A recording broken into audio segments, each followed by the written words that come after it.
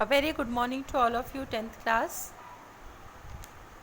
Students. आज हम पढ़ने जा रहे हैं सिविक्स का चैप्टर 2 संघवाद, इसका भाग 1। इसमें स्टूडेंट्स आपने जैसे चैप्टर 1 में सत्ता की साझेदारी में आपने बेल्जियम में सत्ता का बंटवारा पढ़ा था।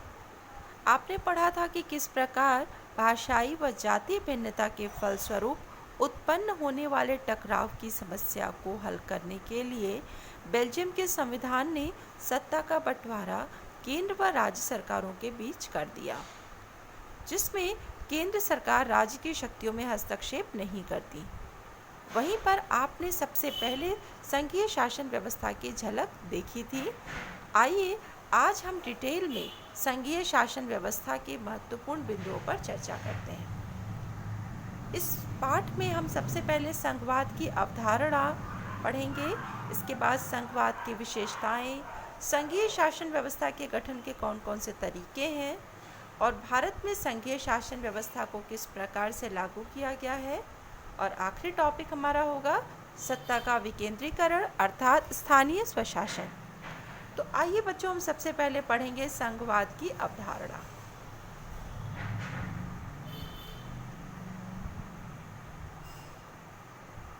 संघवाद एक ऐसी शासन व्यवस्था है जिसमें शासन की सभी शक्तियों का बंटवारा केंद्र सरकार व राज्य अथवा प्रांतीय सरकारों के बीच कर दिया जाता है। प्रथम स्तर की सरकार यानी कि केंद्र सरकार पूरे देश के लिए होती है, जिसके अधीन राष्ट्रीय महत्व के विषय होते हैं। उसे संघीय सरकार अथवा यूनियन गवर्नमेंट कहते हैं।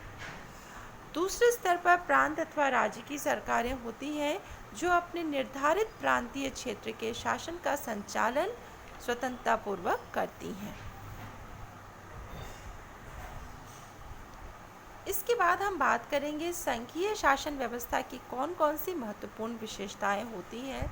तो सबसे पहले बच्चों, आपने जिस प्रकार संघीय शासन व्यवस्था की परिभाषा में पढ़ा था कि यहाँ सरकार 2 या 2 से अधिक स्तरों वाली होती है।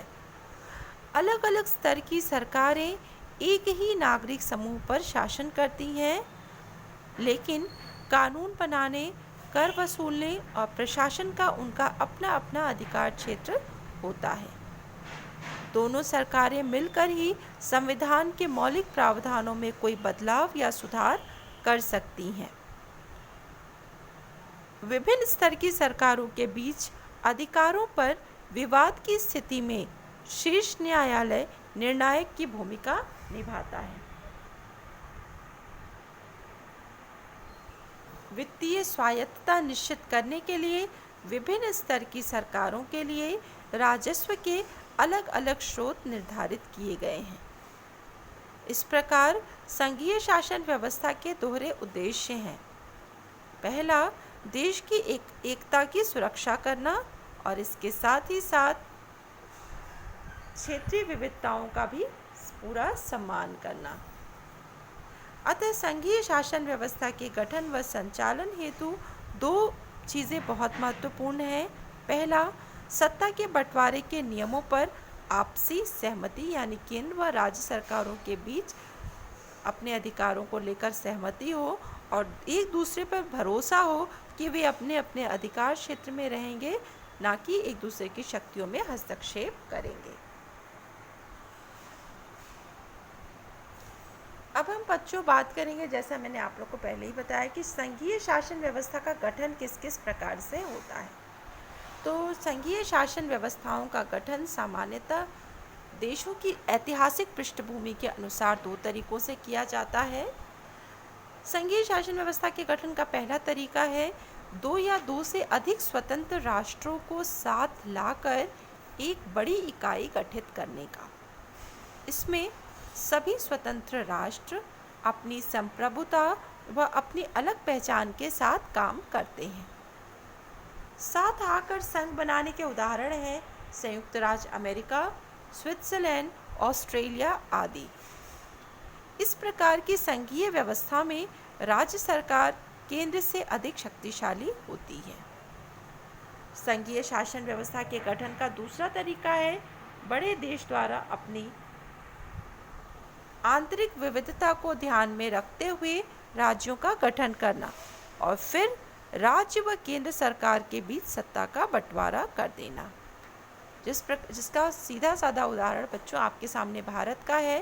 भारत में भाषाई व सांस्कृतिक भिन्नता को ध्यान में रखते हुए राज्यों का बंटवारा किया गया। इस व्यवस्था में इसके अतिरिक्त बेल्जियम और स्पेन में भी इस प्रकार का आपको इस प्रकार की जो गठन का तरीका है संघीय शासन व्यवस्था का देखने को मिलता है। इस व्यवस्था में केंद्र सरकार राज्य सरकार से अधिक शक्तिशाली होती है। तो इस प्रकार बच्चों आज के इस वीडियो में आपने संघवाद की अवधारणा, संघवाद की महत्वपूर्ण विशेषताएं व संघीय शासन व्यवस्था के गठन के कौन कौन से तरीके हैं इस पे आपने चर्चा की। अगले टॉपिक में अगले वीडियो में हम बात करेंगे कि भारत में संघीय शासन व्यवस्था किस प्रकार लागू है और भारत में सत्ता का विकेंद्रीकरण किस प्रकार किया गया है। आज के लिए इतना ही students. Thank you so much.